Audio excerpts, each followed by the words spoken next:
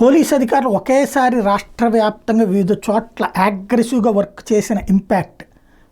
Visakha police station పోలీసులేమో November నెలలో 72 కేసుల్లో 102 మంది నిందితులు పట్టుకున్నారు. మొబైలు మోటార్ సైకిల్ పోయిన వాళ్ళని సత్వరం వెతికి వాళ్ళ దగ్గరికి చేర్చారు.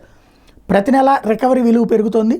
బంగారం 742 గ్రాములు, 320 గ్రాములు వెండి, 26 గ్రాములు, నగదు 2.88 లక్షలు, 20 మోటార్ సైకిళ్ళు, 3 ఆటోలు, 1 ట్యాంకరు, 298 మొబైల్ ఫోన్లు రికవరీ చేశామని ప్రకటించారు.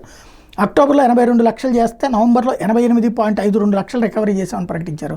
అంటే ఎప్పటికప్పుడు పోలీస్ శాఖ పనితీరుకు సంబంధించిన ఇన్ఫర్మేషన్ ప్రజలకి తెలియజేయాలన్నటువంటి కాన్సెప్ట్ అయ్యి ఉండొచ్చు. ఎందుకంటే పోలీస్ శాఖ చేస్తున్న పని జనాలకి తెలియాలి. అట్లాగే నెల్లూరు పోలీసులు మొబైల్ హంట్ ద్వారా 700 మొబైల్స్ని రికవరీ చేశారు. బాధితులకు ఫోన్లను అందజేశారు జిల్లా ఎస్పీ కృష్ణకాంత్.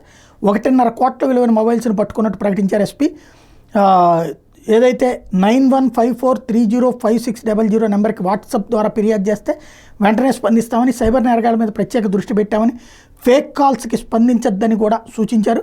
మిమ్మల్ని భయపెట్టే కాల్స్ వచ్చిన స్థానిక పోలీసులు ఫిర్యాదు చేయండి, తెలియని నెంబర్స్ నుంచి ఏమైనా లింక్స్ వస్తే ఓపెన్ చేయొద్దు అని చెప్పారు.